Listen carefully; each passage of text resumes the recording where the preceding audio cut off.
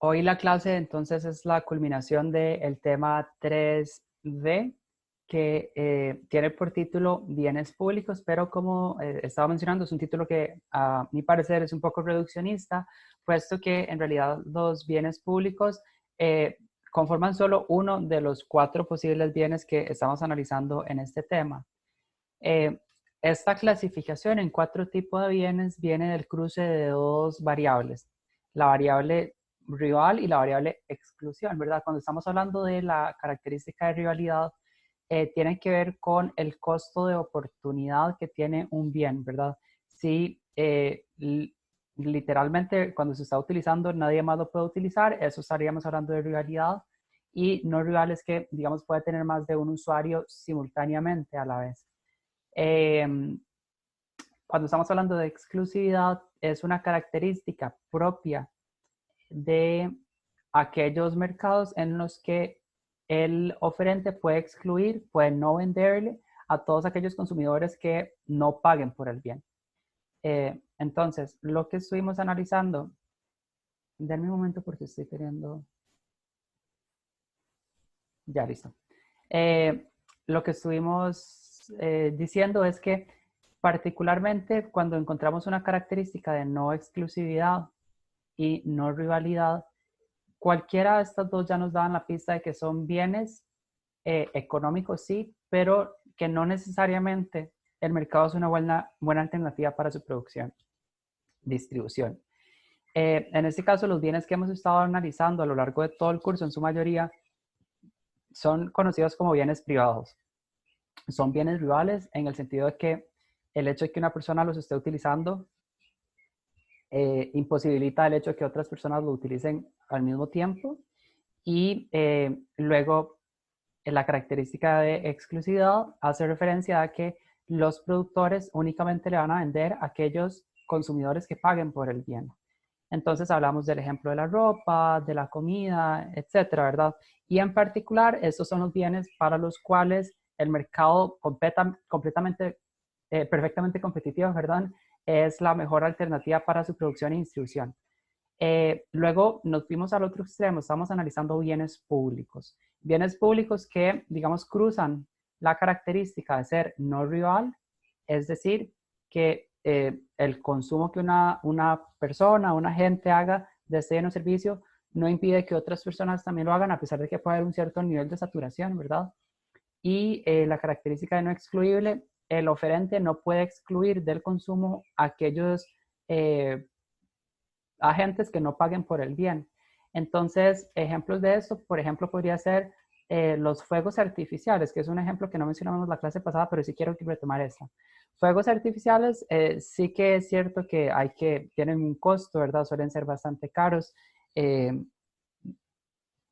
pero cuando se hacen en la noche los fuegos artificiales, se podría hablar de un bien público, en el sentido de que varias múltiples, ¿verdad? Muchísimas personas pueden estar viendo los fuegos artificiales, que una persona adicional lo vea, no representa un costo, ¿verdad? Y en ese sentido estaríamos hablando de una no rivalidad. Y no excluible, no, digamos que estamos ignorando el hecho de que alguien lo paga, pero es no excluible porque el hecho de ver los fuegos artificiales me convierte a mí en, digamos, en un consumidor de ese espectáculo, a pesar de que yo no pagué por él. Y el oferente de la pirotecnia, digamos, no puede discernir, no puede escoger quién ve y quién no los fuegos artificiales. Y en ese sentido, los fuegos artificiales representan un ejemplo un poco forzoso, pero real de lo que estamos hablando como un bien público. Los fuegos artificiales presentan una característica, ¿verdad?, en particular en la que no es necesaria tanto una intervención gubernamental para su producción y distribución. De hecho, los bienes públicos, esta es una leve excepción, pero los bienes públicos son bienes que, por ser no excluibles y no rivales, el mercado no es una buena alternativa para producirlos y distribuirlos, sino que se le delega la producción y distribución al gobierno. Entonces hablábamos, por ejemplo, de la seguridad nacional, de la educación pública, de la salud pública, en general, ¿verdad? Muchos bienes y servicios que son asumidos por el gobierno. Y nos quedamos ahí la vez pasada. Entonces voy a retomar a partir de ese punto. Nos quedan hoy por pendientes, entonces analizar los bienes que son bienes comunes y los bienes que son rivales. Bien, les recuerdo que si alguien llegara a tener una pregunta, por favor utilizar el recurso de levantar la mano y yo con gusto cedo la palabra. Bien, un poco, tal vez solo capturar esto último, había algo así como la paradoja de los bienes públicos que termina justificando por qué es que los bienes públicos no pueden ser producidos ni distribuidos eh, por un mercado de competencia perfecta. Y eso tiene que ver con que esta paradoja describe esta situación en la que los consumidores, a pesar de valorar mucho los bienes públicos, los parques limpios, el aire puro, las ciudades seguras, la naturaleza, etcétera, a pesar de que los valoramos, esa valoración no la terminamos eh, traduciendo en una disposición a pagar. Y por eso es que hablamos del problema del free rider, ¿verdad? En la medida que yo diga, bueno, a mí me gusta mucho el parque limpio, pero ¿para qué voy a pagar yo si de por sí otras personas están pagando? El problema no es una cuestión individualista que solo competa a mí, ¿verdad? Sino que en la medida que todos piensen así, al final nadie va a pagar por tener un parque limpio, por tener una ciudad segura, por tener una naturaleza rica, etcétera. Entonces, la consecuencia es precisamente quedarse sin estos bienes públicos y por tanto el mercado competitivo ya queda aquí mucho más en evidencia que no es la mejor alternativa para la producción y distribución de esta clase de bienes y servicios. Entonces, dijimos que usualmente estos bienes suelen ser delegados al Estado, pero no acaba ahí el problema, puesto que es el Estado mismo quien se tiene que enfrentar a una serie de dificultades propia de la oferta de estos bienes y servicios, ¿verdad? Por ejemplo, más o menos cuánto impuesto cobrar, ¿verdad? Para que sea significativo, representativo de la voluntad de pago de los consumidores. Habría que hacer análisis costo-beneficio. ¿Cuánto se va a invertir en un parque versus cuánto va a ser la utilización? Porque para que yo como gobierno me voy a poner a construir un parque que va a costar mucho al país si al final no va a tener mucho uso, ¿verdad? Ahí el costo y el beneficio no coinciden. Y también el gobierno se enfrenta a una esquizofrenia, perdón, fiscal por parte de los aportantes, ¿verdad?, al fisco. Y eso tiene que ver con que muchas veces solemos ver los bienes y servicios públicos, ¿verdad?, ya materializados e ignoramos cuál es todo el costo de producción que estos tienen, de forma tal que nos da la impresión de que son más baratos, tienen menos costo de lo que realmente de lo que realmente es en la vida real. Entonces, eso nos hace tener una idea muy eh, sobreestimada de lo que deberían ser los bienes públicos, ¿verdad? Que quisiéramos tener el mejor sistema de salud, quisiéramos tener las mejores escuelas, las mejores universidades, lo cual está muy bien. Pero la contraparte es que nuestra disposición a pagar impuestos ignora los grandes costos que tiene la oferta de tan buenos bienes públicos. Por eso es que se habla de queremos tener escuelas como las de Finlandia, hospitales como los de Holanda, carreteras como las de Suecia, pero pagando impuestos como los de Guatemala. Bueno, Guatemala, no sé si ya lo he hablado en algunos matices del curso, pero es una economía centroamericana que, digamos, arrastra un devenir histórico en el que lamentablemente no hay, digamos, un accionar gubernamental que esté consistentemente buscando una mejora para el pueblo. De hecho, en Guatemala, que es una economía esencialmente agrícola, los avances tecnológicos son súper bajos, ¿verdad? El cobro de impuestos es también bastante bajo, por eso la frase dice queremos pagar impuestos como los de Guatemala, pero es que en Guatemala tampoco la inversión pública es la mayor cosa, ¿verdad? La educación pública no solo no es obligatoria en 100% como es en Costa Rica, ¿verdad? Hay grandes tasas de analfabetismo en Guatemala, sino que adicionalmente, digamos que el sistema de salud tampoco está tan bien, la seguridad nacional tampoco está tan bien, hay un gran problema, tal vez no en Antigua Guatemala, pero Ciudad de Guatemala ya sí que es bastante inseguro. Entonces, en general, digamos que los servicios públicos no están tan bien, pero en parte porque tampoco la recaudación fiscal que ellos tienen está muy bien. Ok, y ya para cerrar ahora sí con bienes públicos, quería hablar de este ejemplo del Parque Francia. Ven que el Parque Francia es de los poquitos lugares públicos, bueno, ahora por el coronavirus yo esperaría que no esté tan visitado, pero ha confabulado, por lo menos en el último quinquenio, en ser un lugar muy popular entre distintos grupos etarios y se ha popularizado bastante, yo creo, entre los jóvenes, ¿no?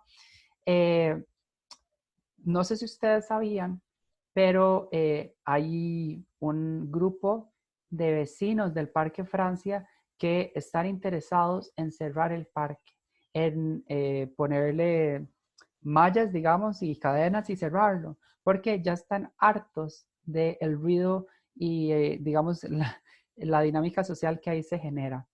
Eh, Vean que si nosotros hacemos un análisis de los espacios públicos en San José, hemos perdido una batalla histórica contra ellos, ¿no? Ya no nos quedan lugares públicos, nos tenemos que refugiar en lo privado. Eh, lo cual hace que los poquitos que nos queden los valoremos tanto, ¿verdad? Y aquí viene la frase de una amiga, Adriana Sánchez, que menciona, lo privado es tan de uno que lo público es de nadie, ¿verdad? El refugio de lo privado finalmente se convierte en una zona de confort que nos permite no enfrentarnos a la ausencia de la pertenencia pública. Menciono esto porque precisamente en Twitter hace algunos meses surgió esta propuesta de tratar de, digamos, generar una dinámica un poco más calmada dentro del parque, porque hay como casi que disputa por las distintas tribus urbanas, ¿verdad? De este parque generando no un conflicto, pero sí que para efectos de los vecinos sea un parque un poco bullicioso, ¿no? Entonces, lo que proponen es dividirlo en 4 segmentos, un segmento que sea para los LGBTQ, otro segmento que sea para los 420, un segmento, ¿verdad? Porque claro, estos dos pueden ser un desecho social para las familias que van ahí a acampar y que tanto se quejan de los demás, ¿verdad? Y otro segmento para los millennials que van ahí a comerse su bowl de frutas. Entonces me pareció muy vacilón, pero a ver, que ¿por qué tendríamos que llegar a hacer una propuesta tan poco seria, verdad? Pero ¿por qué hay que llegar a estos extremos? Y claro, es que nosotros realmente en Costa Rica, los bienes públicos, en particular los parques públicos que nos quedan a lo interno de San José son bastante pocos. Eh, y yo creo que es algo de lo que uno como costarricense aprecia cuando viaja a otros países, ¿verdad? Si ustedes se ponen a pensar, por ejemplo, Francia, gran parte de los atractivos turísticos que tienen son bienes públicos. Eh, Uno va a, no sé, a la Torre Eiffel y pues ahí está y se toma su foto desde fuera. Uno va, ya la catedral está quemada, pero entiendo que ya la volvieron a abrir, la Catedral de Notre Dame es un bien público. Se compone, sí, de muchos bienes públicos, ¿verdad? Toda esta cultura de monumentos a lo largo de Europa son bienes públicos. La Fontana di Roma en Italia, por ejemplo, también, que la gente va por su fotografía ahí. Eh, Nosotros, lamentablemente, digamos que no tenemos una cultura de la conservación de los parques públicos, pero sí tenemos otros bienes públicos que no tienen, digamos, esa característica de monumento, pero tenemos bienes públicos como los eh, parques nacionales, las reservas forestales, etcétera, ¿verdad? Entonces ahí, claro, habría que resignificar qué es lo que significa lo público para nosotros, pero por lo menos al urbano está claro que no estamos al nivel de Europa. Y a ver, que tampoco yo digo que tengamos que compararnos siempre con Europa, lo que digo es, culturalmente somos un poco distintos y esto es una manifestación de ello. ¿Ok? Y ahora pasamos a otro tipo de bienes dentro de este cuadro que teníamos antes. Estos bienes los vamos a llamar artificialmente escaso y su característica, digamos, el cruce de características va a ser excluyente y ser no rival. Excluyente en el sentido de que los productores o vendedores de estos bienes logran excluir a quienes no paguen, ¿verdad?, por usar estos bienes o servicios, pero es no rival en el consumo, puesto que el costo eh, de que entren más consumidores sí que se hace manifiesto, ¿verdad? En otras palabras, no son bienes escasos. A medida que yo esté utilizando ese bien o servicio que es artificialmente escaso, otra persona puede no estarlo utilizando y ya en ese momento se vuelve un bien no rival. Perdón, aquí hago una aclaración. Entonces, excluyente es, se puede excluir a quienes no pagan por él, en este caso no rival, pueden seguir entrando consumidores. Aquí más bien la característica es, no es tan escaso, aunque sí que tiene un límite, que ya lo vamos a ver ahora. Entonces, no rival, puesto que múltiples consumidores pueden estar haciendo un consumo o un uso de este bien o servicio de forma simultánea. Entonces, como sí se puede cobrar con ellos, el mercado sí logra producirlos, pero los va a producir a un costo un poco mayor a su costo marginal y eso limita su consumo. De hecho, estos son bienes que suelen ser un poquito caros y un nombre alternativo que tienen es ser bienes de club.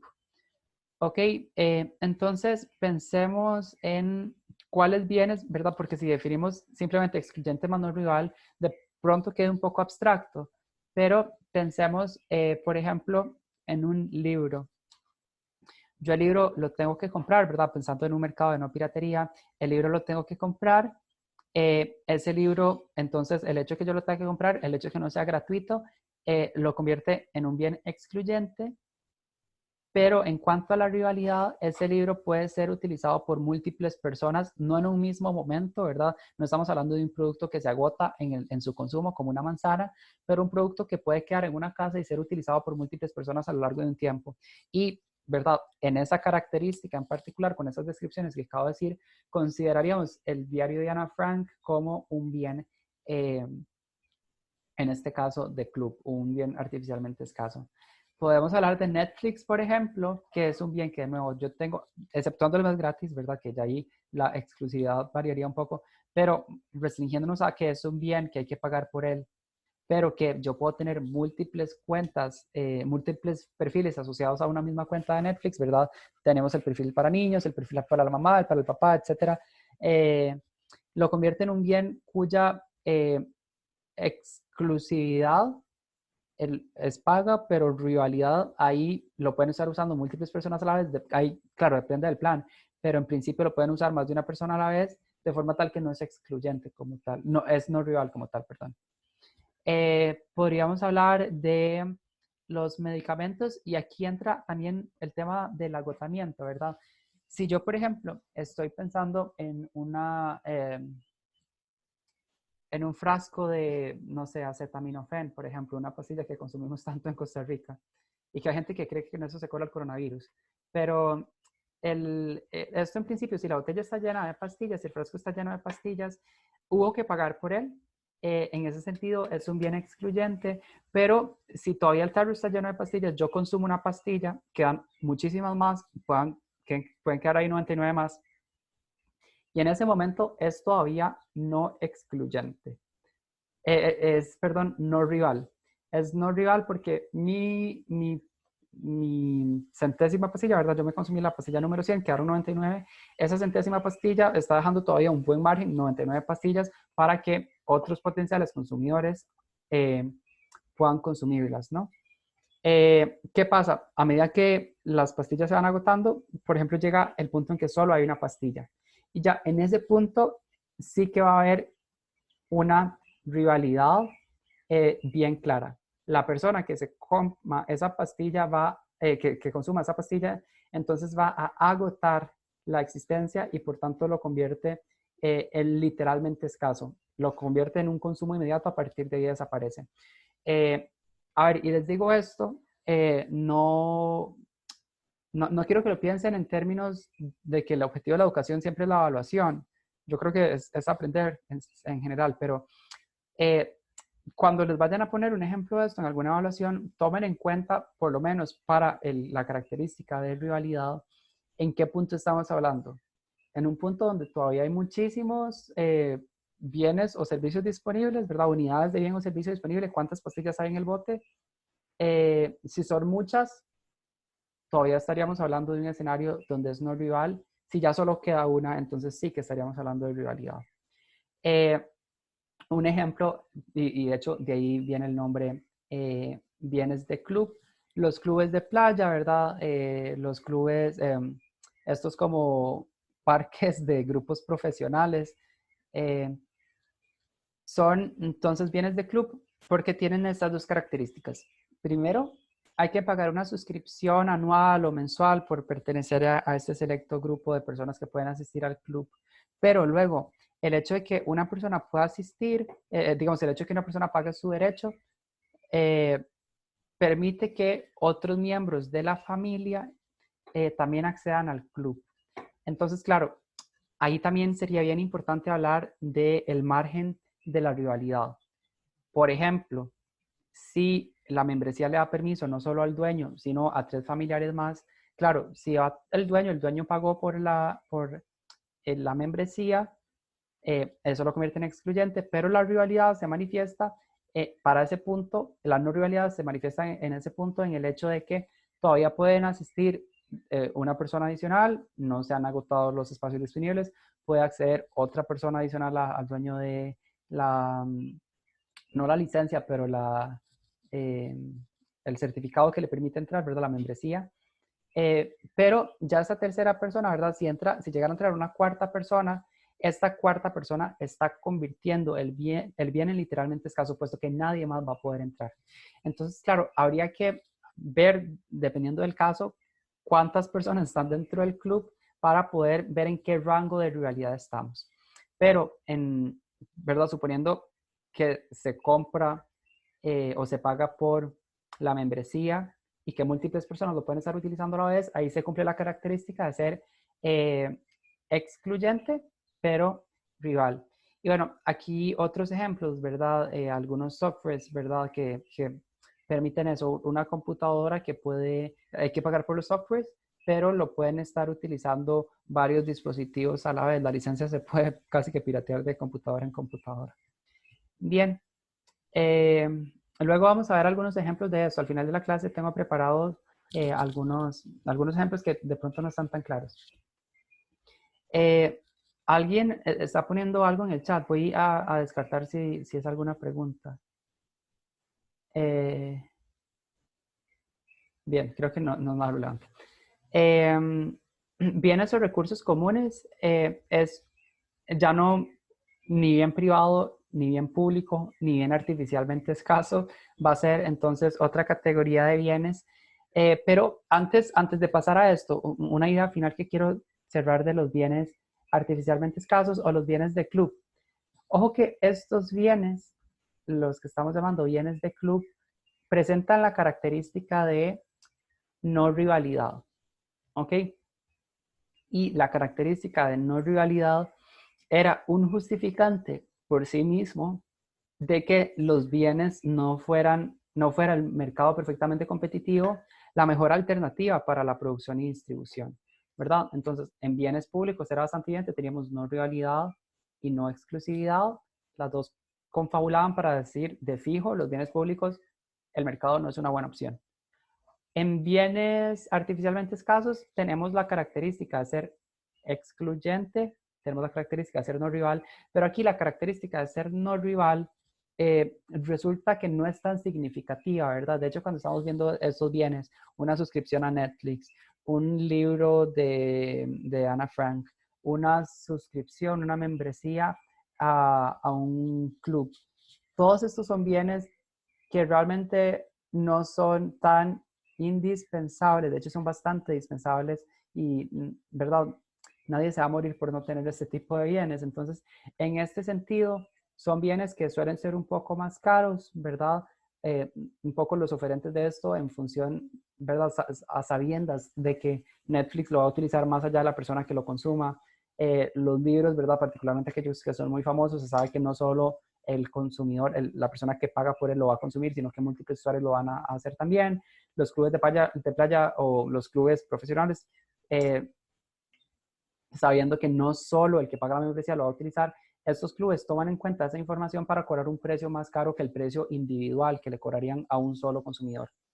Pero dejando esa dinámica de lado, digamos, lo importante es que los bienes artificialmente escasos o bienes de club, como quieran llamarlos, sí, sí son eficientemente producidos y distribuidos por el mercado.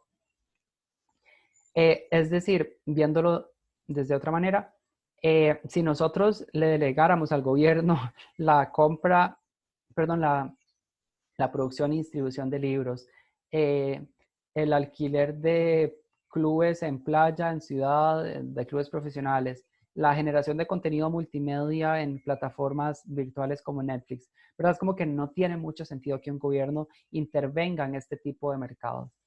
En ese sentido, repito, la característica de no rivalidad podía ser por sí misma una justificante de que el bien no fuera producido de forma eficiente por un mercado, pero en este caso no tiene sentido delegarle la producción y distribución al Estado de bienes como los que acabamos de describir. Entonces, bienes exclusivos, perdón, bienes artificialmente escasos o bienes de club son bienes entonces que podríamos pensar que el mercado no es una buena opción, pero que finalmente por su naturaleza y porque no tiene sentido alegárselo al gobierno, entonces sí que son eficientemente producidos por un mercado. ¿Ok? Y ya ahora cierro ese tema, ¿verdad? Ya no voy a hacer ninguna otra cortinilla entre bienes artificialmente escasos y recursos comunes, pero entonces los bienes que son recursos comunes, su característica en cuanto al cruce de información que nosotros vamos a hacer es un bien rival, es un bien que entonces representa un costo de oportunidad, ¿verdad? Es literalmente escaso, más la característica de ser no excluyente. La característica de ser no excluyente en este caso quiere decir que el oferente no puede excluir o es difícil evitar que personas que no pagan por el bien terminen consumiéndolo. Bien, entonces, ¿cuál es la lectura que hacemos de estos bienes? Son bienes que ciertamente son rivales, ¿verdad? Hay un costo de oportunidad asociado a que una persona lo consuma, pero al mismo tiempo son bienes que no hay que pagar por ellos. Entonces, estos bienes, algunos ejemplos que les voy a dar, los pastos de la comunidad, los bosques públicos, los ríos, el mar abierto, la atmósfera. Se llaman bienes comunes, de hecho, asociado a esto, muchos son bienes recursos naturales. ¿Qué es particularmente este ejemplo, el del pasto de la comunidad? Bueno, resulta que ya tal vez esto no es una característica presente en las formas de producción actuales, o por lo menos no en las ciudades. Los pastos comunes eran un terreno que se destinaba sobre todo, hablando de la Inglaterra previa a la Revolución Industrial, ¿verdad? Eh, eran lugares donde los granjeros podían llevar a sus vacas a pastar. ¿Por qué sucedía esto? Bueno, porque en ese momento no es como una economía, como la economía costarricense, en la que la mayoría de ganaderos no solo son dueños de su ganado, sino que también son dueños del terreno. Resulta que era bastante común que en ese momento el dueño del ganado no fuera el mismo dueño de la tierra, ¿verdad? Al dueño de la tierra se le llamaba el terrateniente. Entonces, ¿qué pasa si yo tengo vacas, pero no tengo un terreno para alimentarlas, ¿verdad? Para que ellas pastoreen? O cualquier otro tipo de ganado. Bueno, si no tengo los recursos para yo comprarme una tierra, ¿verdad? O si yo no tengo el suficiente ingreso para poderle pagar el alquiler por la tierra, un terrateniente, entonces puedo utilizar los pastos de la comunidad, que sería, ¿verdad? Como si en las plazas de fútbol de cada uno de nuestros pueblos se habilitara para que todos los campesinos llevaran ahí sus vacas a pastar. Esto era un recurso común. ¿En qué sentido? Bueno, en el sentido de que mis vacas realmente están ocupando un espacio que podrían estar ocupando otras vacas y por tanto es un consumo rival. Estoy agotando el espacio. Claro, si hay una vaca en un terreno que es súper grande, de pronto ahí la rivalidad es irrelevante, pero a medida que el terreno se llene de más vacas y quede muy poco espacio disponible para nuevas vacas, ahí la rivalidad sí que se está haciendo más explícita. Pero adicional a eso está la característica de que los pastos de la comunidad era un lugar que estaba disponible ahí para el granjero que lo quisiera utilizar. Realmente no se le cobraba por ese servicio. A ver, los bosques públicos también. Los bosques públicos, de nuevo, habría que pensarlo. El hecho de la rivalidad en el sentido de que el espacio que puede estar ocupando alguien lo puede estar ocupando alguien más. Cuando hay una única persona no es tan relevante, pero cuando el espacio se va saturando, sí que la característica de rivalidad se hace mucho más presente. Y en ese sentido los ríos, el mar abierto, la atmósfera, etcétera. Bien, Y en esta parte viene la tragedia de los comunes. Para explicarla, antes de yo dar, digamos, una lectura un poco más teórica, les voy a proyectar un video, y a diferencia del video que yo proyecté en las primeras clases del curso, esta vez me instruí bien de cómo hacer que ustedes puedan escuchar el audio de lo que yo vaya a proyectar. Entonces, les voy a estar compartiendo un video. En este momento deberían estar viendo en este momento deberían estar viendo mi pantalla. Perdón, es que me llegó una notificación ahí un poco extraña.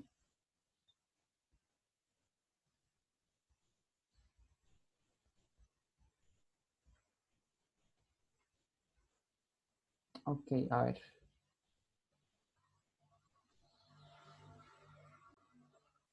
Bien, se me apagó, a ver, no se apagó, desactivé mi cámara, en este caso para que tengan una mejor resolución del video que les voy a mostrar. El sonido debería sonar, si lo están viendo desde su celular, como si fuera su celular el que lo reproduce, desde su computadora como si fuera la computadora suya la que lo reproduce. Adicionalmente le puse aquí la opción de subtítulos porque es un video en inglés, pero por aquellas personas que no dominen el idioma que puedan entenderlo.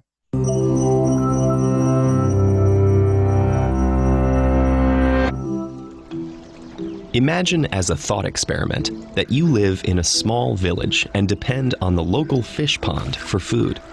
You share the pond with 3 other villagers. The pond starts off with a dozen fish, and the fish reproduce. For every 2 fish, there will be 1 baby added each night. So, in order to maximize your supply of food, how many fish should you catch each day? Take a moment to think about it. Assume baby fish grow to full size immediately, and that the pond begins at full capacity, and ignore factors like the sex of the fish you catch. The answer? 1. And it's not just you. The best way to maximize every villager's food supply is for each fisherman to take just 1 fish each day. Here's how the math works. If each villager takes 1 fish, there will be 8 fish left overnight. Each pair of fish produces 1 baby, and the next day the pond will be fully restocked with 12 fish. If anyone takes more than 1, the number of reproductive pairs drops, and the population won't be able to bounce back. Eventually, the fish in the lake will be gone, leaving all 4 villagers to starve. This fish pond is just one example of a classic problem called the tragedy of the commons. The phenomenon was first described in a pamphlet by economist William Forster Lloyd in 1833 in a discussion of the overgrazing of cattle on village common areas. More than 100 years later, ecologist Garrett Hardin revived the concept to describe what happens when many individuals all share a limited resource, like grazing land, fishing areas, living space, even clean air. Hardin argued that these situations pit short-term self-interest against the common good, and they end badly for everyone, resulting in overgrazing, overfishing, overpopulation, pollution, and other social and environmental problems. The key feature of a tragedy of the commons is that it provides an opportunity for an individual to benefit him or herself while spreading out any negative effects across the larger population. To see what that means, let's revisit our fish pond. Each individual fisherman is motivated to take as many fish as he can for himself. Meanwhile, any decline in fish reproduction is shared by the entire village. Anxious to avoid losing out to his neighbors, a fisherman will conclude that it's in his best interest to take an extra fish, or 2, or 3. Unfortunately, this is the same conclusion reached by the other fishermen, and that's the tragedy. Optimizing for the self in the short term isn't optimal for anyone in the long term. That's a simplified example, but the tragedy of the commons plays out in the more complex systems of real life, too. The overuse of antibiotics has led to short-term gains in livestock production and in treating common illnesses. But it's also resulted in the evolution of antibiotic-resistant bacteria, which threaten the entire population. A coal-fired power plant produces cheap electricity for its customers and profits for its owners. These local benefits are helpful in the short term. but pollution from mining and burning coal is spread across the entire atmosphere and sticks around for thousands of years. There are other examples too. Littering, water shortages, deforestation, traffic jams, even the purchase of bottled water. But human civilization has proven it's capable of doing something remarkable. We form social contracts, we make communal agreements, we elect governments, and we pass laws. All this to save our collective selves from our own individual impulses. It isn't easy, and we certainly don't get it right nearly all of the time. But humans, at our best, have shown that we can solve these problems, and we can continue to do so if we remember Hardin's lesson. When the tragedy of the commons applies, what's good for all of us is good for each of us. TED-Ed is a nonprofit. If you value our work, please consider.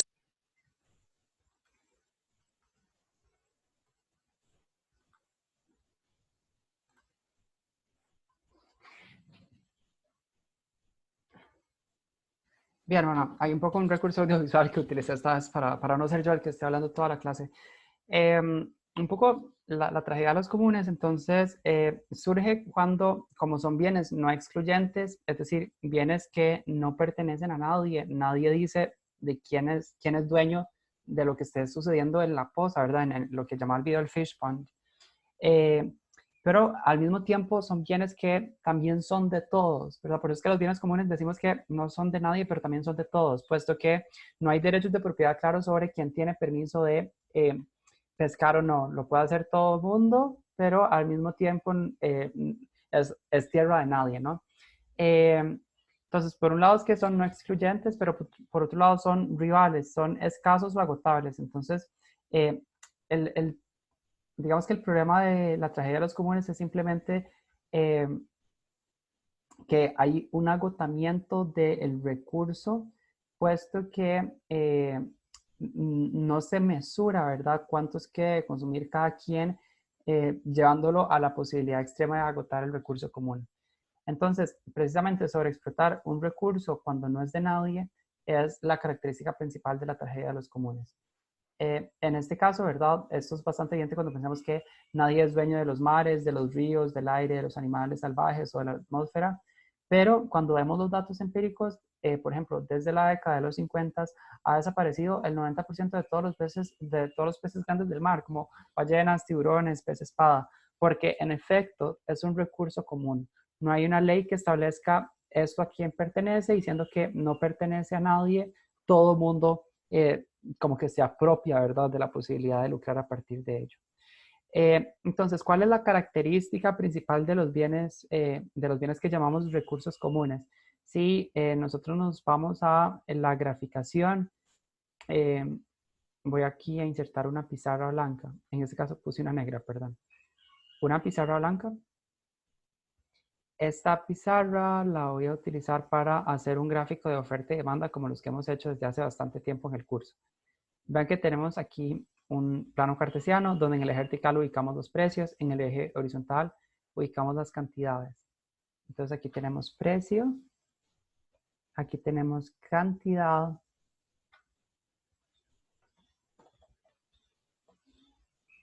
y si nosotros quisiéramos plasmar en términos gráficos la tragedia de los comunes, tenemos que decir que definitivamente tenemos una manifestación de demanda, ¿verdad? La gente, a medida que, por ejemplo, el pescado dentro de la poza se haga más caro, va a querer consumir menos pescado. Entonces, definitivamente hay una demanda ahí presente manifestada por los potenciales consumidores, y los consumidores entonces se comportan tal cual se estarían comportando en cualquier otro mercado, ¿verdad? Respondiendo al incentivo de que si las cosas se hacen más caras, consumen menos. Pero, por otro lado, tenemos a lo que está pasando, digamos, como manifestación de oferta. ¿Y qué pasa? La manifestación de oferta es simplemente una dotación que existe en el mundo, ¿verdad? ¿Cuántos pescados hay en una poza? ¿Cuántos árboles hay en un bosque? Es decir, no hay una empresa manifestando esa oferta tal como los mercados que nosotros hemos estudiado. Entonces, digamos que ahí hay una principal característica. Tenemos a los demandantes respondiendo, ¿verdad?, a la naturaleza de un consumidor, pero por otro lado, no tenemos una manifestación de oferta que esté expresada por una empresa que tenga el objetivo de obtener ganancias. Entonces, aquí vamos a tener, por un lado, a los consumidores queriendo consumir todo, puesto que en este caso el precio es de cero. Noten que cuando el precio es de cero, estaríamos en un caso como este. Voy aquí a poner cuál es el precio que estamos trabajando. Estamos en un precio de cero, porque es gratis, ¿verdad? Cuando el precio es de cero, la gente va a querer consumir muchísimo. Vean que, siendo que el precio es de cero, la gente va a querer consumir por acá, ¿verdad? Sobre el eje de la cantidad nos estamos desplazando hacia la derecha cuando el precio es de cero. Entonces tenemos cada consumidor individualmente queriendo consumir muchísimo porque le está saliendo gratis. Pero por otro lado no tenemos un productor restringiendo cuánto consume cada comprador, ¿verdad? Puesto que no es una empresa, sino que es la naturaleza misma un poco manifestando esa oferta. Entonces, la tragedia de los comunes nos habla de esa sobreexplotación. Consumidores comportándose en su naturaleza de comprador, pero no tenemos una contraparte de oferente expresada por una empresa, ¿verdad? Entonces eso nos lleva a un problema de sobreexplotación. ¿Cuáles son entonces las posibles soluciones que tenemos a este problema? La más común, y es algo de lo que nosotros ya hemos venido hablando en el problema, no en el problema, en el tema de políticas públicas, hablamos no solo de precios mínimos, máximos, impuestos, hablamos de cuotas. Y estas cuotas lo que dicen es cuánto es lo que se va a explotar de un recurso común, ¿verdad? Aquí tenemos protecciones como las vedas temporales. Lo que pasa es que estas no son siempre tan fáciles de acatar, implementar o pueden ser un poco ineficientes. Vean que en Punta Arenas, por ejemplo, se imponen las vedas para que, de hecho, las poblaciones de aguas dulces o saladas tengan un tiempo suficiente para el ciclo biológico se pueda restablecer, ¿verdad? Y que nuevamente haya una población importante como para poder empezar a pescar. Un poco lo que nos hablaba en la tragedia de los comunes del video, ¿verdad? Si no se permite que el ciclo biológico por sí mismo vuelva a restablecer las mismas cantidades, llega a un punto donde el recurso se hace agotable. Y por eso es que es bastante recomendado, se los digo yo personalmente, si van a algún negocio donde compran algún pescado, por favor, asegúrense que sea un pescado adulto, ¿verdad? Que el tamaño sea grande. Si están consumiendo un pescado súper chiquitito, es porque es un pescado que no cumplió su ciclo de vida. Los pescados tienen que llegar a un cierto nivel de adultez para tener todo su ciclo biológico de nacer, crecer y reproducirse. Ahí se está cortando el ciclo biológico a simplemente nacer y comérselo en ese punto. Todo lo demás está afectando el ciclo biológico que lleva una comuna de peces, ¿no? Entonces, de nuevo, una posible solución a la tragedia de los comunes es establecer cuotas. Noten que desde ya se hace bastante evidente que es un tipo de bien que el mercado perfectamente competitivo no es la mejor solución, ¿verdad? De hecho, aquí la solución es que el gobierno imponga cuánto es lo máximo que se puede consumir de un cierto bien o servicio. Entonces también se podrían poner como cuánta madera cortar, nos imponemos, como lo hizo Costa Rica, ¿verdad? Reservas forestales, cada que se corta un árbol hay que sembrar dos. Entonces, claro, esto genera casi que una cultura donde se le está dando una respuesta inmediata a la posible tragedia de los comunes. Y otra posible solución es otorgar derechos de propiedad. En este caso es, siendo que no hay una manifestación de empresa, ¿verdad? No hay una oferta explícita, lo que se hace es pasar algo que es propio de la naturaleza a privatizarlo y dárselo como derecho a una empresa que lo manipule.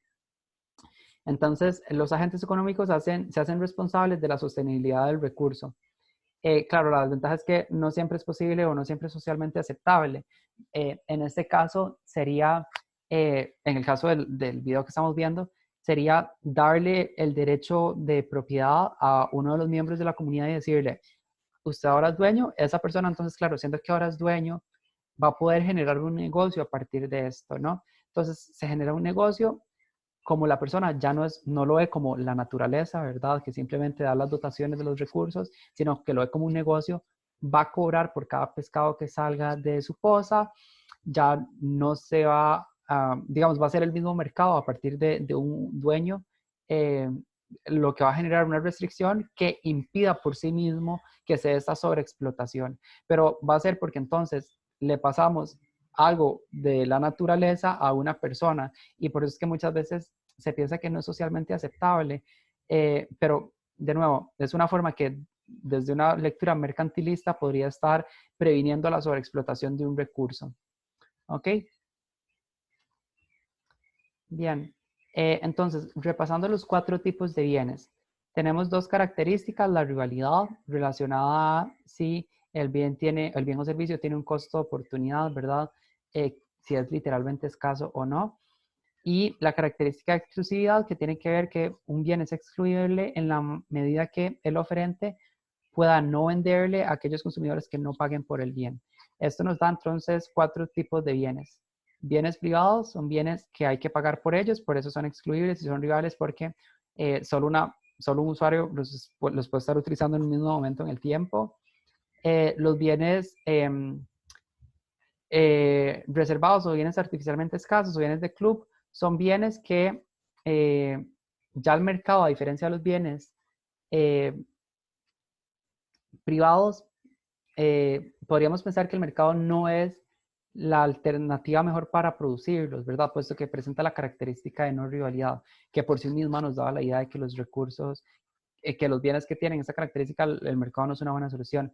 Sin embargo, por su naturaleza, estamos hablando de bienes como películas, suscripciones, software, son bienes que no tendría sentido que el gobierno asuma su producción y distribución. Entonces, es una excepción porque es no rival, por tanto, uno podría pensar que el mercado no es la mejor solución, pero tampoco es atribuible al gobierno, ¿verdad?, esos procesos. Entonces, los bienes reservados o artificialmente escasos o de tipo club son bienes que el mercado perfectamente competitivo sí que puede representar una buena solución para su producción y distribución.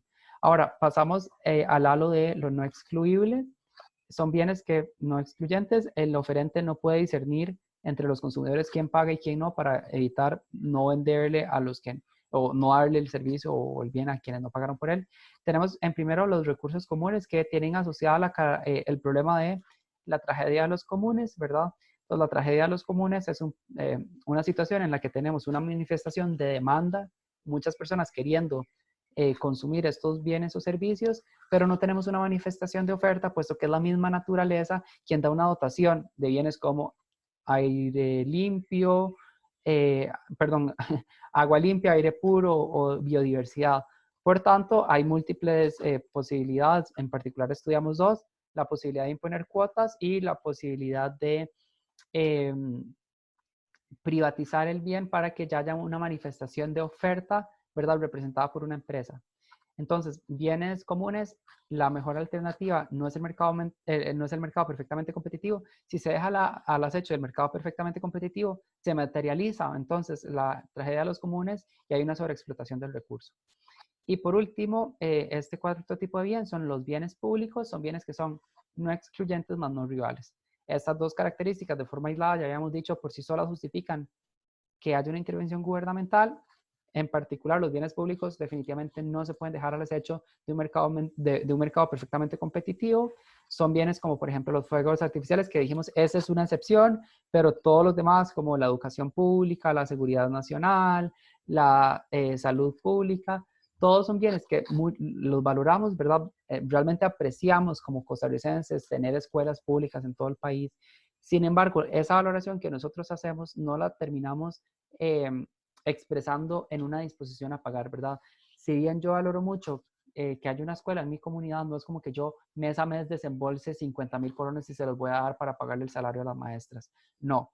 Y no solo pienso yo así, ¿verdad? No es un problema individualista, sino es un problema que se colectiviza y por eso hablamos del problema del free rider, ¿verdad? Somos montados porque pensamos que más personas lo van a pagar por nosotros, no es así y por tanto no es un bien o servicio que el mismo mercado pueda resolver su producción y distribución, sino que tiene que entrar el gobierno a buscar formas de financiamiento, por ejemplo, los impuestos para ofrecer estos bienes y servicios. Ok, entonces ya con esto, digamos que podremos clasificar los 4 tipos de bienes. Mi recomendación, cuando estén haciendo una evaluación, tengan a mano esta tabla, ¿verdad? O ustedes ven el bien y servicio y se ponen a pensar en las características. ¿Es excluyente, es no excluyente, es rival o es no rival? Ya con eso, entonces pueden categorizarlo dentro de uno de los 4 cuadrantes que tiene esta tabla. Yo entonces hoy, a manera de práctica, muy cortita, les voy a poner algunos ejemplos y quiero que con la participación de ustedes los vayamos clasificando. Ok, entonces voy a insertar aquí, según yo, una pizarra blanca y sigo insertando una roja. Ok, ya, aquí tengo una pizarra blanca. Y lo que voy a hacer aquí es un sistema como de columnas para ir clasificando los bienes, poniéndole checks o no checks. Ok, entonces yo aquí voy a escribir el nombre de algunos bienes.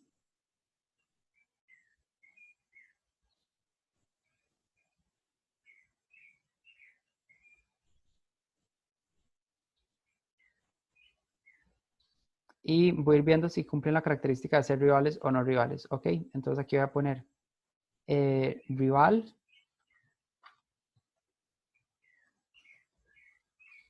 Tal vez voy a aumentar el tamaño de la letra.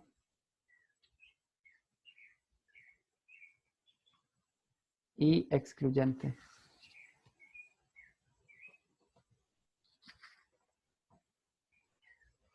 Bien, un primer ejemplo lo voy a poner acá, es la escuela, sí, empecemos en una escuela pública.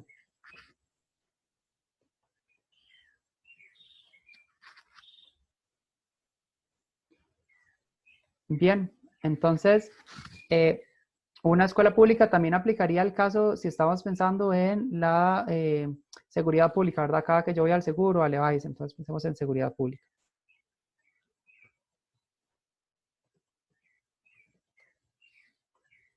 Entonces, les hago aquí la pregunta y espero que algunos de ustedes habiliten su micrófono y me respondan.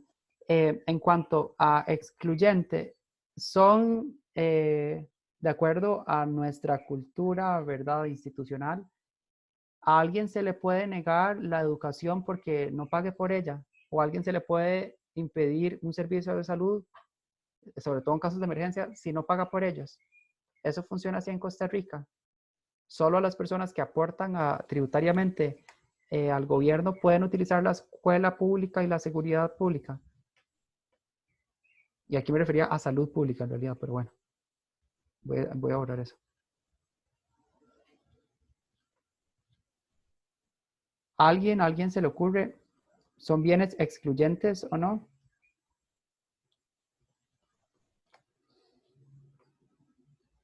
A ver, si no, yo mismo voy a tener que ver a quién llamo. No son bienes.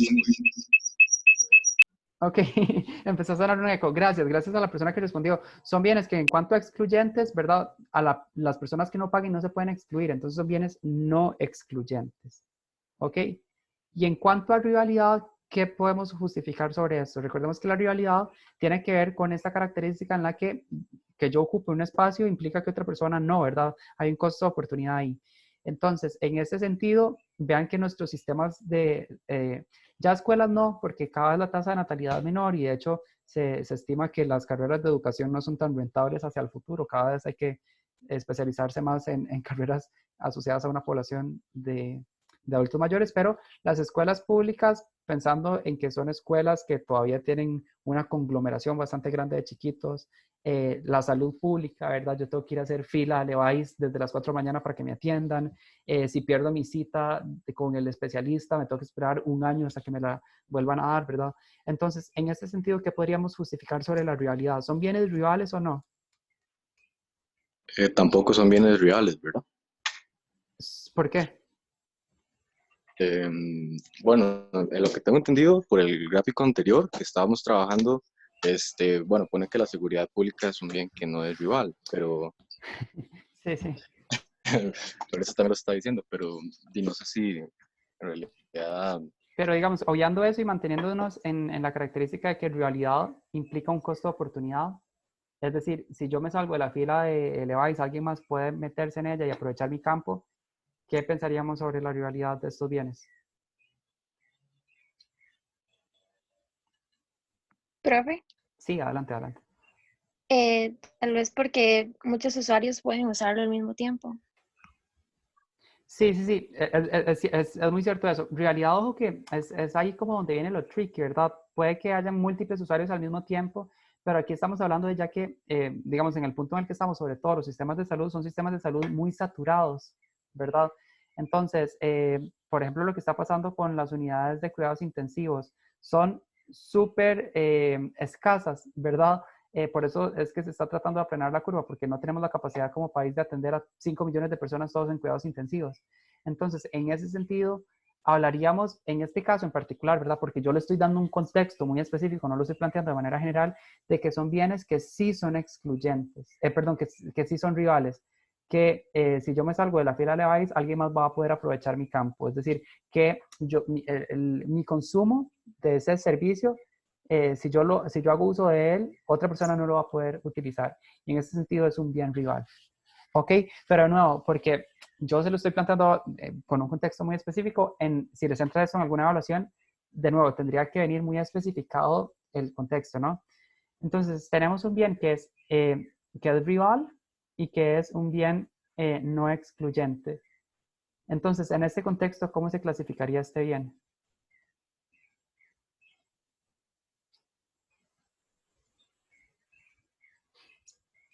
¿Cómo? ¿Alguien? Sí, ¿cómo se clasificaría este bien siendo que es rival y excluyente, de acuerdo a la clasificación que nosotros ya vimos? Bienes comunes. Sería entonces un recurso común.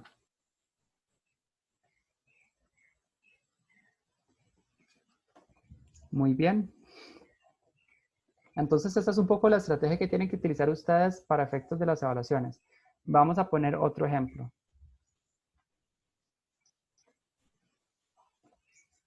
Profe, una pregunta. Adelante, adelante. En caso de que no se especificara, digamos, si nada más nos dijeran salud pública, no bajo ningún contexto, por ejemplo, de cuidados intensivos ni nada, Ujú. en ese caso, ¿sería igual o sería como acabamos de ver? O sea, ¿sería como estaba lo de seguridad pública o como acabamos de ver? Claro, en ese caso, si se convirtiera en un bien no rival, sería no excluyente, no rival, sería un bien público.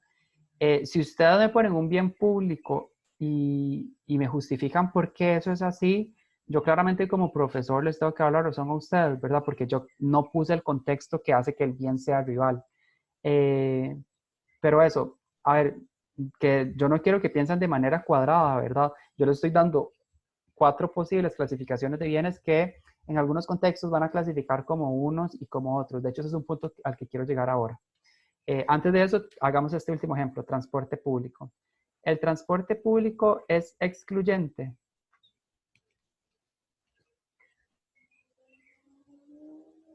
Yo pienso que sí, porque si usted no paga, digamos, el boleto del tren o del bus, y no puede usarlo.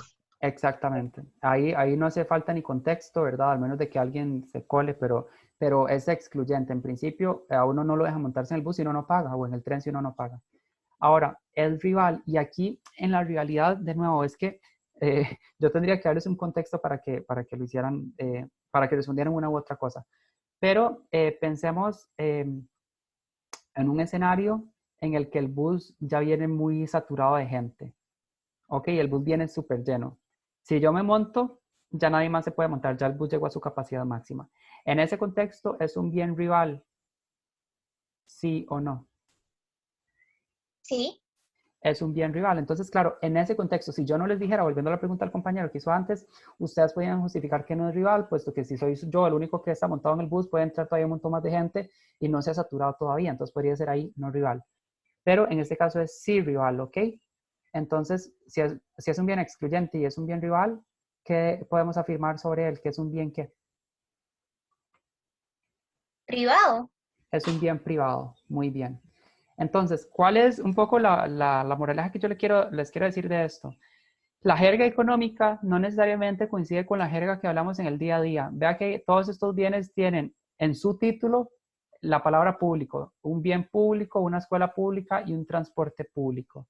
Pero de acuerdo al contexto que nosotros dimos de ello, ninguno es un bien público. Aquí tenemos un recurso común y aquí tenemos un bien privado.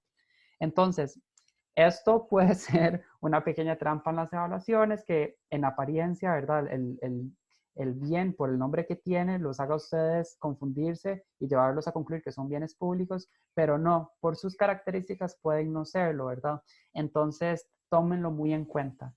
Bien, entonces voy a borrar esto, espero hayan tomado nota, si no luego pueden ver el video. Y retomando la pregunta del compañero dependiendo del contexto, si yo no les doy contexto, que si ustedes me podrían justificar algo para ver si es un tipo de bien o otro. No, es que eso, o sea, eso está muy bien que piensen así, no tiene que ser tan cuadrados. De hecho, muchos bienes pueden transicionar de ser un tipo de bien a otro tipo de bien dependiendo de las características. ¿Alguien rayó acá? Por favor, ¿pueden borrar esas rayas? Lo digo porque las rayas que ustedes hagan se proyectan para todo mundo, no solo para ustedes en sus computadoras. Bien, gracias. Ok, lo que estaba diciendo, los bienes no necesariamente son estáticos en esta tabulación, no es como que solo se quedan en un cuadrante, pueden mutar de un tipo de bien a otro. Y ahí va a depender del contexto. Por ejemplo, cuando estábamos hablando del transporte público, dijimos que era un bien cuando está muy saturado, ¿verdad? Cuando si me monto yo, ya nadie más se puede montar, es un bien que clasificaría como privado, ¿verdad? Converge a lo privado. Ahora, si es un bien que todavía no está saturado, ¿verdad? Si solo soy yo, una persona en el bus, ¿verdad? Y estoy analizando si más personas se pueden montar, en ese sentido la rivalidad podría ser cuestionable, ¿verdad? Entonces, un bien que es privado, que se tiene que pagar por él, la característica de que se tiene que pagar por él se mantiene y por tanto es excluible, pero la rivalidad se empieza a cuestionar cuando no está tan saturado. Entonces, cuando no está tan saturado, podríamos hablar de que es un bien no rival en consumo. Varias personas lo pueden estar utilizando a la vez y no habría problema, ¿verdad? Yo no le estoy quitando a nadie el campo, por tanto podría ser un bien artificialmente escaso o los que llamamos bienes de club. Ok, entonces eso, depende mucho del contexto que uno le dé al bien, puede clasificarlo como uno u otro, pero los bienes también, de acuerdo a la saturación que tengan, pueden transicionar de ser un tipo de bien a otro tipo de bien. De nuevo, para efectos de la evaluación, todo eso tendría que venir muy claro para que ustedes con certeza puedan decir, ¿es este tipo de bien o es este otro tipo de bien? Si ustedes encuentran que hay una justificación que lo haga no rival o no excluyente, o si rival o si excluyente, me lo dicen y si, es decir, si la argumentación que ustedes dan está válida, yo claramente les daría los puntos. Pero no quiero que piensen que yo estratégicamente voy a poner este tipo de incisos como para generar distorsiones entre ustedes, ¿verdad? Uno esperaría que el inciso esté suficientemente claro y no se generen este tipo de confusiones. Bueno, y ya con esto entonces iría cerrando la clase de hoy. Esta es la última diapositiva. Hablar un poco del mercado del Estado. ¿Qué es lo que nos hemos estado refiriendo por lo menos en los últimos temas del curso, en las últimas presentaciones? Nosotros al inicio, ¿verdad? Si llevamos hacia el inicio del curso nuestras clases, estábamos desarrollando un modelo teórico que llamamos el modelo perfectamente competitivo, y este modelo perfectamente competitivo, dijimos, es casi que el ideal al cual nosotros deberíamos aspirar que nuestros mercados converjan a. Lo cierto es que nuestros mercados raramente son como los mercados perfectamente competitivos. Y en el curso empezamos a ver cuáles son posibles diferencias que hay entre nuestros mercados cotidianos, empíricos, ¿verdad? Mercados de la vida real, con este tipo de mercado teórico no tan cotidiano. Una posible diferencia estaba en el poder de mercado, ¿verdad? El poder de mercado que genera que ya no tengamos muchísimos productores, sino algunos poquitos o uno solo, ¿verdad? Teniendo estructuras como la estructura monopólica, la estructura oligopólica o la competencia monopolística. Entonces, estas estructuras que convergen más hacia poca competencia, a medida que tienen más poder de mercado, ese poder de mercado lo utilizan para cobrar un precio funcional para sí mismos. Es decir, a medida que se tiende a ser más monopólico, van a tratar de subir los precios, ¿verdad? Aumentando las ganancias. La competencia monopolística es un tipo de competencia donde los diferenciales en precios se van a explicar por diferencias en la calidad o en la forma en que se producen las cosas, ¿no?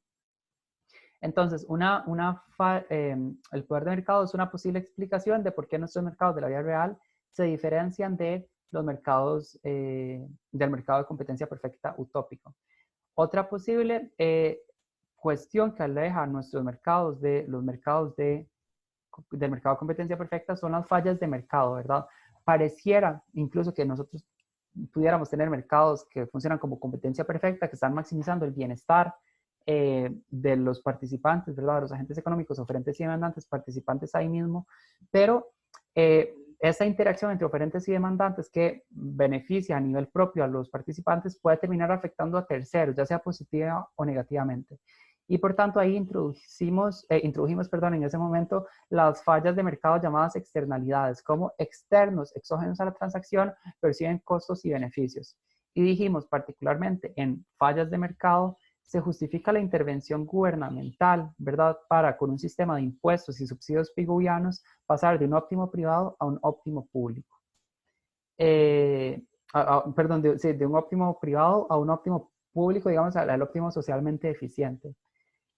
Vean que de hecho también, devolviéndome rápidamente al poder de mercado,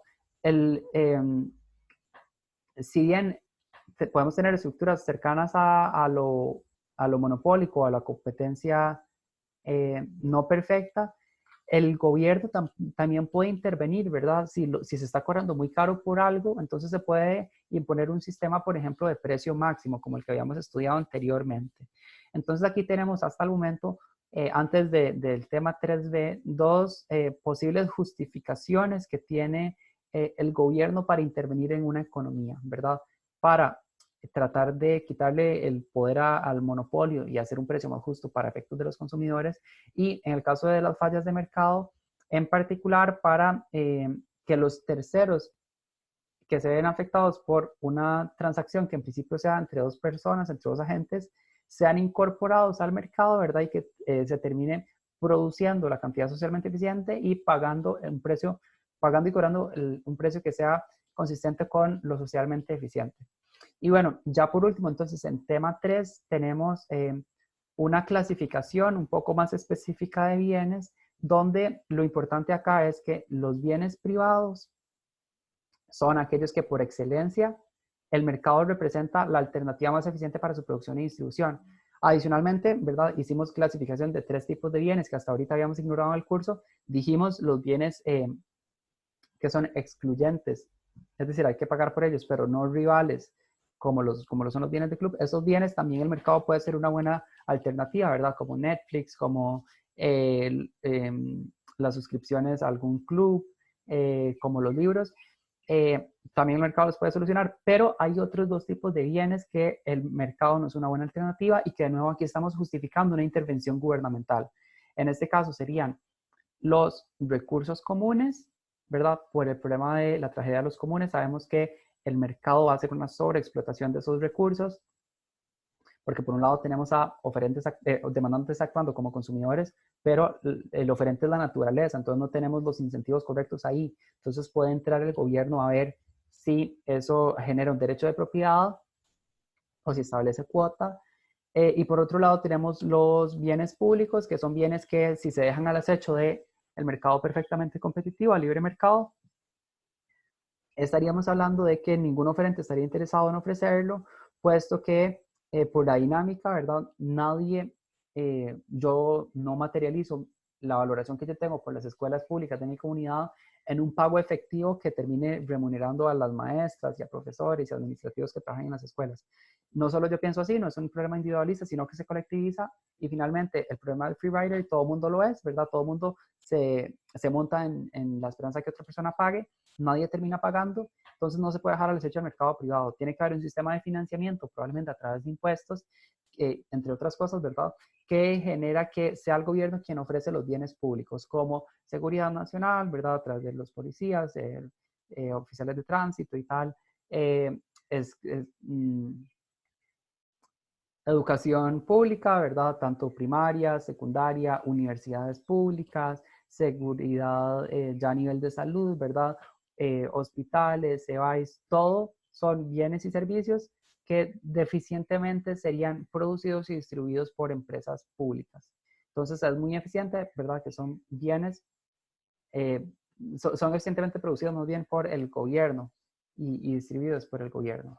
Entonces, ya con esto, digamos, tenemos una idea un poco más clara entre la relación que hay entre el mercado y el Estado. No podemos hacer una lectura literalmente ortodoxa, ¿verdad?, del liberalismo. Fíjense que liberalismo es una palabra que tiene múltiples, digamos, matices. Uno podría pensar en el liberalismo como qué tan libertario soy yo, qué tan menos conservador soy yo en cuanto a derechos humanos, en cuanto a libertades personales, pero particularmente cuando hacemos el matiz del liberalismo desde la economía, ¿verdad? El liberalismo económico, las personas que son liberales ortodoxas, ¿verdad? Son aquellas personas que piensan que el gobierno no debería existir, que todo debería ser privatizado, que todo puede ser solucionado por oferentes y demandantes. Casualmente ahí, digo, yo respeto mucho la libertad de pensamiento de cada persona, pero hay un grupo al interno de la universidad que se llama Liberales UCR, que un poco el discurso que tienen es que es esto, ¿no? Defienden el libre mercado, lo cual está muy bien, pero también hay que cuestionar dónde están parados ellos, ¿verdad? Están estudiando en la Universidad de Costa Rica, en una universidad pública. Entonces, claro, de ahí se va a entender que ellos tampoco son ortodoxos liberalistas. Por otro lado, estamos los que somos más abiertos a que el gobierno intervenga en situaciones como el poder de mercado, las externalidades y los bienes públicos o recursos comunes, ¿verdad? Hay una clara justificación para una intervención gubernamental. Bien, y ya por último, las fallas del Estado. Esto quiere decir, ¿verdad? Hay distintas situaciones, como las que vimos en la diapositiva anterior, en las que se justifica una intervención gubernamental, pero el problema no acaba, ¿verdad? Pasándole digamos, el molote a papá gobierno, ¿verdad? Por eso se habla de fallas del Estado, cómo hay problemas logísticos a lo interno del mismo Estado que podrían terminar empeorando incluso la situación, ¿verdad? Esto tiene que ver con que en algunas situaciones los políticos podrían no maximizar el bienestar de los ciudadanos, sino actuar maximizando sus votos, ¿verdad? Lo cual quiere decir maximizar su poder. O los burócratas, ¿verdad? Podrían tampoco estar interesados en maximizar el bienestar de los ciudadanos, sino maximizar sus privilegios. Entonces, estas dos cuestiones son las que llamamos fallas del Estado y podrían terminar empeorando, como dije antes, la situación de algo que el mercado no puede solucionar bien, pero que cuando se le pasa al Estado por intereses propios, por maximizar los intereses propios, no se maximiza el bienestar del pueblo y por tanto podría ser incluso peor la situación en la que queda al final. Y bueno, ya con esto entonces cierro la sesión de hoy. Terminamos bastante temprano, pero entonces les queda hoy ya más tiempo libre el viernes y ojalá lo aprovechen el fin de semana y bueno, el martes, antes del martes, para estudiar para el quiz que tienen la próxima semana. El martes a partir de las 6 de la tarde van a tener disponible el quiz. Y bueno, si tienen algún tipo de consulta o demás, yo lo puedo estar recibiendo de forma escrita o podemos tener alguna sesión adicional. ¿Ok?